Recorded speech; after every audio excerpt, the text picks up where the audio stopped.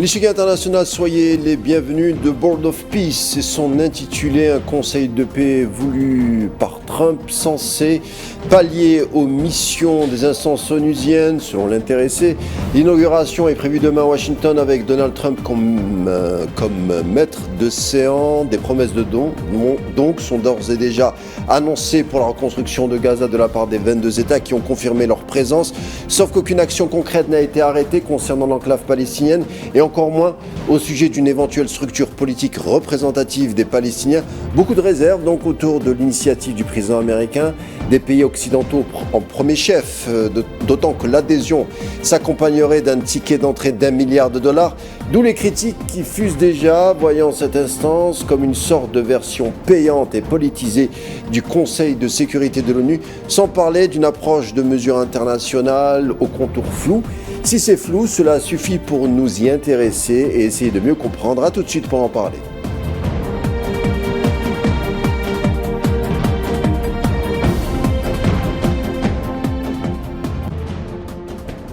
Dès l'annonce de son lancement, que les critiques se sont fait entendre, pour le reste ayant accepté de rejoindre le Conseil de paix. Ils sont 22 États, on l'a dit, tous au rendez-vous demain à Washington. On a appris sa naissance lors du dernier forum économique de Davos de la part de Trump. Mais l'organe en question suscite moult controverses. On va essayer de mieux cerner le club ou le groupe en lui-même avec notre invité du jour. Il s'agit de Karim Belgassem, analyste en stratégie internationale, enseignant également. Bonsoir et bienvenue. Bonsoir Karim, bonsoir à tous les téléspectateurs. Vous nous parlerez à partir de Lyon. Alors, on l'a dit, Karim Belgassem, il y avait moult critiques déjà dès l'annonce de la création de ce Conseil de paix. C'était à Davos pour le dernier forum économique. D'autres controverses risquent de s'ajouter dès les prochains jours. Le président américain, pour l'inauguration prévue demain, a convié 60 pays. Beaucoup ont décliné, il faut le dire. La liste des absents sera presque scrutée que celle des participants. Est-ce que ce Conseil de paix serait, selon vous, un instrument de pression politique ou un réel instrument de stabilité ? Alors Karim, il sera tout sauf un instrument de stabilité, bien entendu, puisqu'on sait très bien que c'est un espèce d'organe de substitution à l'ONU, à la sauce Donald Trump. Quelque part, Monsieur Trump fait comme ce qu'il a fait avec le Venezuela lorsqu'il a exfiltré le président Maduro. C'était aussi pour voir qui étaient ses réels alliés et qui seraient ses potentiels ennemis en termes de pays, bien entendu. Là, il y a 22 pays qui seront présents. Il y a eu 60 invitations. Il y a eu beaucoup de pays qui ont décliné l'invitation, comme la France, la Pologne, la Nouvelle-Zélande ou la Norvège, et des pays comme la Hongrie, le Vietnam, l'Argentine, la Turquie ou les Émirats qui seront présents. Alors, pour parler de quoi concrètement? Qu'est-ce qu'on va faire? À la base, c'était pour régler, soi-disant, le problème de Gaza, mais au final, ce conseil, ce board, a été transformé en une sorte de résolution de l'ensemble des conflits mondiaux, puisque M. Trump a dit, puisque je n'ai pas eu le prix Nobel de la paix, eh bien, je vais faire en sorte d'assurer la paix dans le monde à ma manière et dans une méthode, on va dire, typiquement capitalistique, puisqu'il y a un droit d'entrée d'1 milliard de dollars. Donc, c'est un cercle très restreint.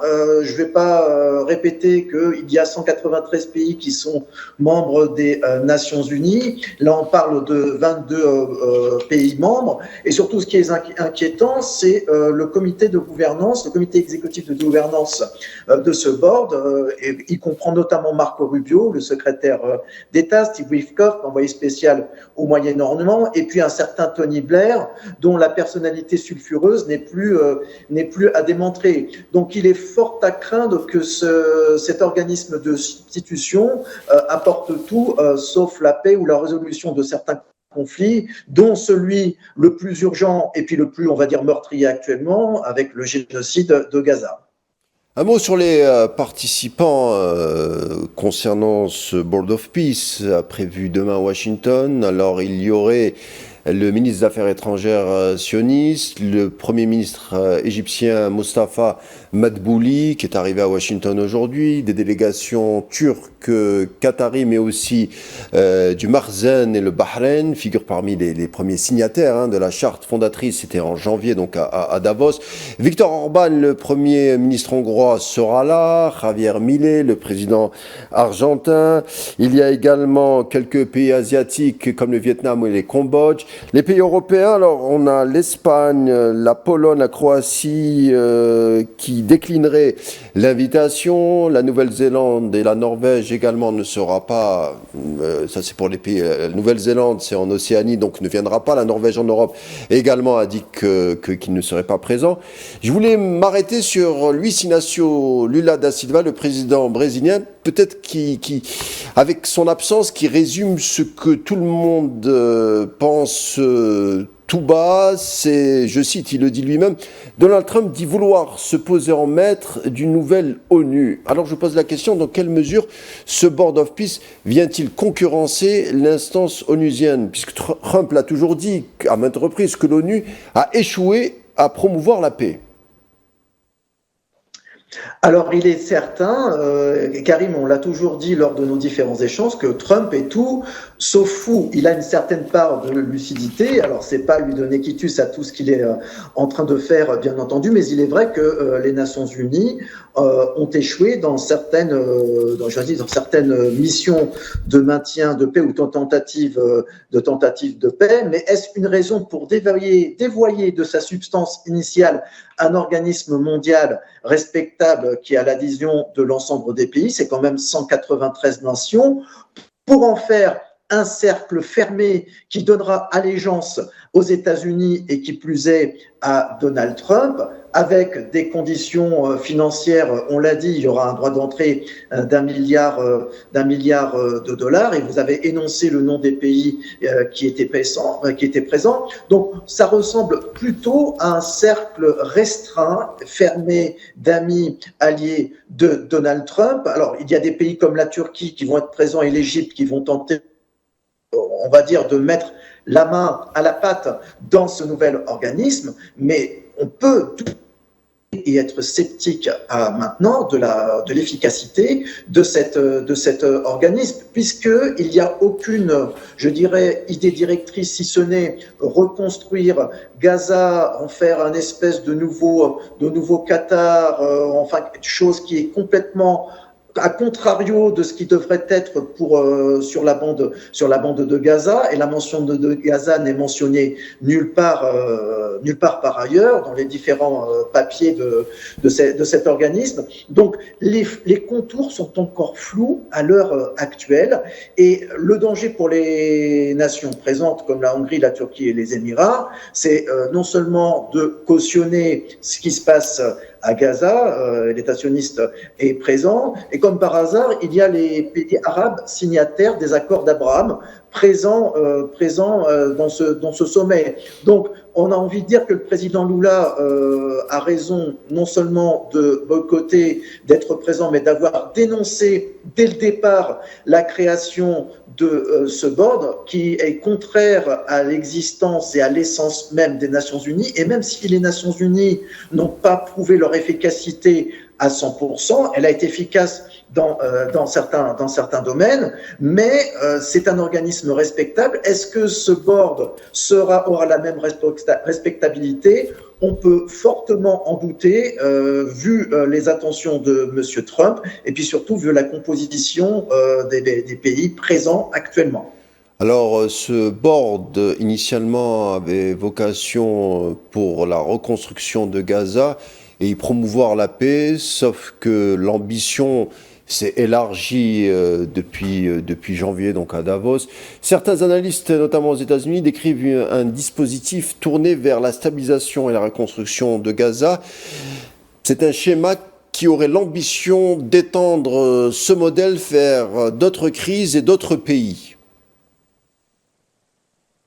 Bien sûr, on voit mal comment, dès le départ, lorsqu'il y a eu ce fameux Conseil de la paix en octobre pour obtenir un cessez-le-feu entre l'État sioniste et puis le Hamas, la plupart des personnes ou des dirigeants étaient dithyrambiques pour dire voilà, c'est un accord de paix, c'était tout sauf un accord de paix, c'était non seulement un cessez-le-feu fragile, mais on voit bien que le génocide et les tueries se poursuivent encore actuellement. Donc, on a affaire uniquement à des affaires d'annonces qui sont non suivies des faits.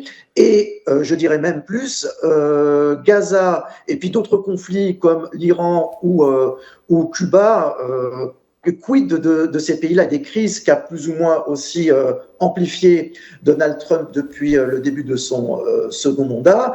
Je dis toujours qu'il faut aussi bien comprendre la pédagogie et la psychologie de Donald Trump et l'égocentrisme dont il fait preuve. Hein. Je parlais tout à l'heure de la non-obtention du prix Nobel de la paix, donc il va faire la paix à sa manière, mais dans une, je dirais, dans une proportion, on va dire, vraiment totalement égocentrique. Donc, Donald Trump va suivre vraiment de bout en bout toutes ses ambitions personnelles. Vous avez remarqué aussi qu'on n'entend plus trop parler du problème du Groenland actuellement, mais ces espoirs de paix, tous les espoirs de paix qui peuvent être fondés par certains, encore une fois, c'est une montagne qui va accoucher d'une souris, qui risque non seulement de cautionner tout ce qui se passe à Gaza, mais qui en plus risque d'alimenter encore une région telle que le Proche-Orient, qui est de plus en plus inflammable. Alors il y a toujours la menace qui plane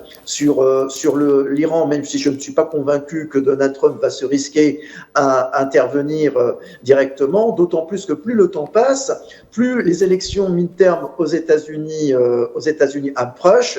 Donald Trump n'a sûrement pas intérêt à ne pas satisfaire son électorat MAGA, puisque le calendrier électoral, lui, est très très important pour Donald Trump. Donc, on risque aussi d'assister, peut-être pour Donald Trump, à une succession de revers, puisqu'il y a eu beaucoup de gesticulations, beaucoup d'effets d'annonce. Il y en a de moins en moins ces derniers temps, ces dernières heures. Donc, est-ce qu'on ne va pas non plus assister à un certain calme tout à fait relatif, hein. Je mets évidemment beaucoup de guillemets dans ce que je viens de vous dire, mais ce Conseil de paix, je dirais encore une fois, c'est juste un titre marketing qui annonce tout sauf la paix pour l'instant. Il avance, il accompagne quelque part la reconfiguration du monde actuel, où le plus souvent on a les BRICS qui sont souvent dans les médias occidentaux très très occultés, dont on ignore aussi l'évolution constante, qui sera aussi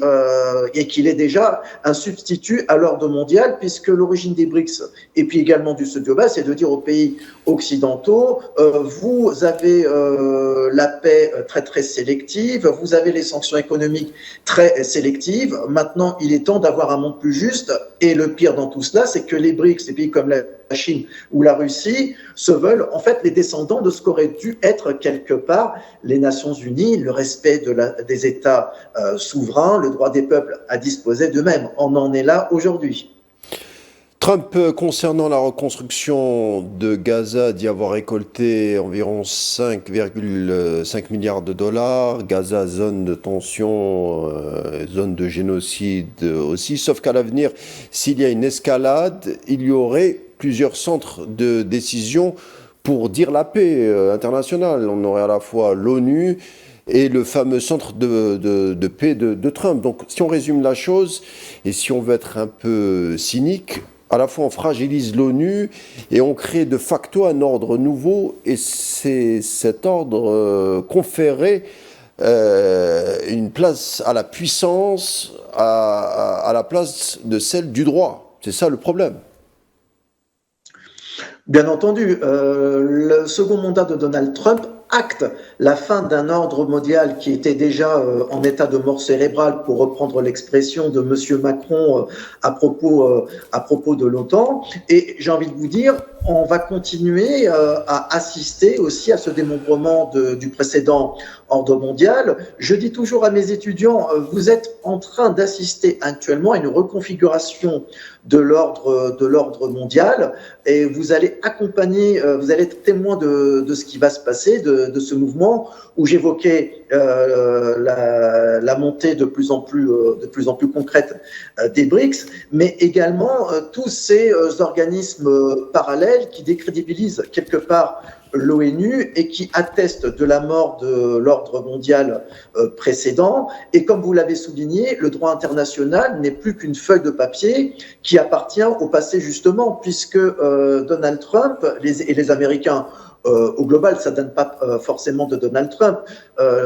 Donald Trump acte la fin du droit international, la loi du plus fort et la volonté d'une puissance hégémonique. C'est d'ailleurs ce qui reproche aux Européens d'être que des suiveurs, des espèces de droits de l'homiste, pardon pour cette expression, puisque M. Trump, comme M. Poutine, ne supportent pas les États faibles. Donc c'est le droit uniquement à la puissance qui va prédominer. Donc on peut se poser la question de savoir, parmi les États qui participent à ce sommet, comme la Hongrie, l'Argentine, l'Indonésie, les Émirats ou même l'Égypte, comment ils peuvent cautionner ce nouveau type d'ordre mondial. Alors, heureusement, il y a des pays, on l'a dit tout à l'heure, qui l'ont bon côté, la France, la Pologne, la Nouvelle-Zélande, l'Espagne et puis le Canada. Donc, on peut poser la question, est-ce que ça ne va pas aussi accompagner une nouvelle reconfiguration du monde, puisque les derniers événements concernant le Groenland et la volonté de M. Trump d'acheter le Canada ont poussé aussi le Canada à se rapprocher davantage de la Chine. C'est ce qui se passe aussi entre les Européens et la Chine. Donc, on a toutes les plaques tectoniques du monde géopolitique qui bougent actuellement. Et cet outil SOBORD n'est qu'un outil parmi tant d'autres. On peut douter de la future efficacité et de est-ce qu'il apportera la paix, sûrement pas. Il va juste accompagner certaines volontés hégémoniques, à la fois des États-Unis et puis de l'État, disons-le clairement, de l'État sioniste dans cette région. Il y aura quelques vagues de protestations poliment policées et diplomatiques, mais voilà, il y aura sûrement, il faut l'espérer, alors j'espère que ce ne sera pas un vœu pieux, une forme de résistance avec l'ONU et tous ces pays du Sud global et des BRICS qui vont pouvoir cautionner et je dirais valoriser de ce qui reste de l'ONU. Mais en tout cas, ce Conseil de sécurité dont les 5 membres dont font partie les États-Unis, la France et la Russie, entre autres, on se demande à quoi il sert, puisque les États-Unis ont toujours mis leur veto à toute tentative de paix ou de cessez-le-feu. Justement. Et on se rappelle que Justement, l'ONU de son côté craint que l'administration américaine laisse faire la destruction sioniste des institutions palestiniennes sur le terrain de Gaza. Le bureau de l'agence des réfugiés de l'UNRWA a été rasé à Al-Quds en janvier dernier. Je dis ça parce que au départ, la mission initiale de Board of Peace de Trump était de reconstruire Gaza, mais quand on voit le terrain, il semble que la destruction et les massacres continuent. On sait par exemple qu'il y a plusieurs ONG humanitaires qui ont été écartées totalement de l'enclave car elles n'étaient pas au diapason avec les directives sionistes. D'un autre côté, l'autorité palestinienne priait de donner des directives sans que Washington dise par quels canaux elle le ferait.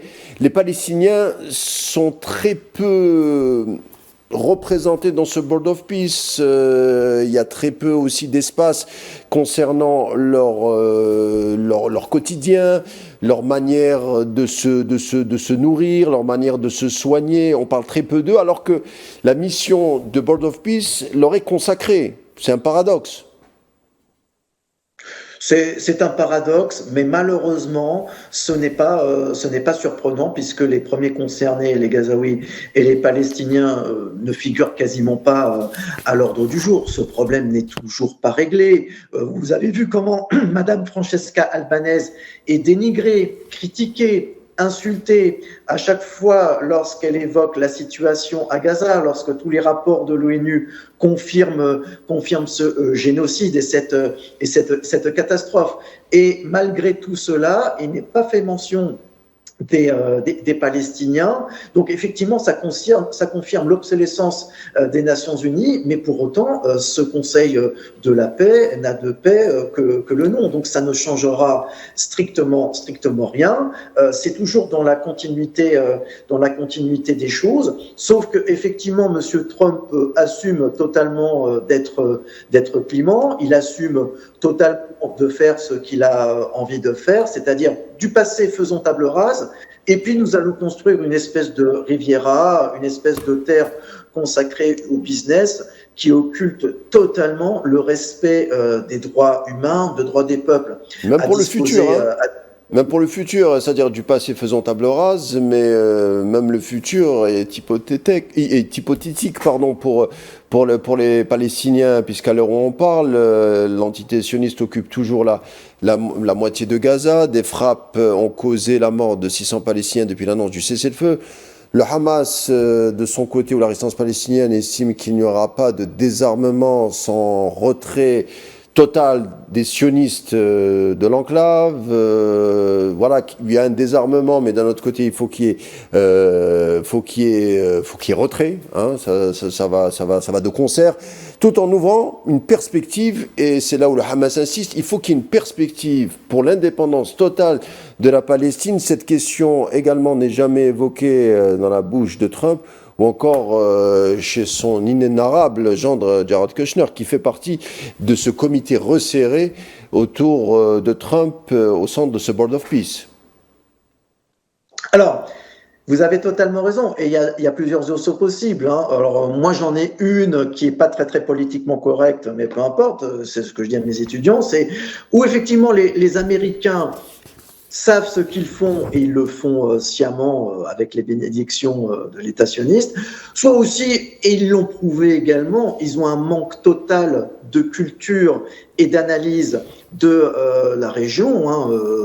On se rappelle George W. Bush qui n'avait aucune connaissance en Proche-Orient ou en politique internationale. C'était le cas de Ronald Reagan également. Donc ce n'est pas la première fois qu'on a affaire à un président qui est plus un businessman qu'une vraie personne avec un vrai sens politique ou géopolitique. Donc lorsque vous confiez les affaires internationales et lorsque vous confiez des dossiers très tendus comme ce qui se passe à Gaza où il y a des vies humaines en jeu, on peut effectivement craindre la catastrophe avec certains biais de confirmation, avec certaines erreurs d'analyse ou avec un certain partisanisme également. Donc il y a vraiment de quoi s'inquiéter, et la communauté effectivement internationale semble impuissante face à tout cela, malgré les manifestations qu'on peut observer dans l'Europe tout entière, dans le monde, et puis certains pays qui font de la résistance et qui affirment publiquement leur critique envers l'État sioniste, envers les États-Unis. Le Venezuela,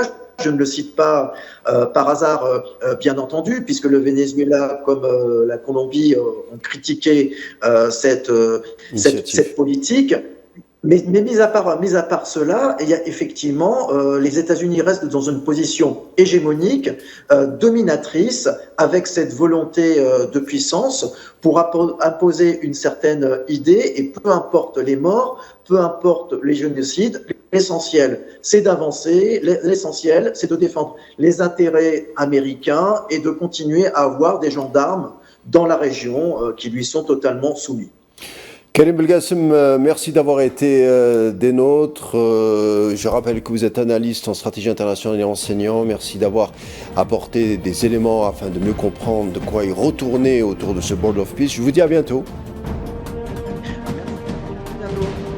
L'Igilia International se conclura ici. Merci de nous avoir prêté attention. Je vous laisse avec la suite des programmes sur Al24 News et on se retrouve samedi à 17h30.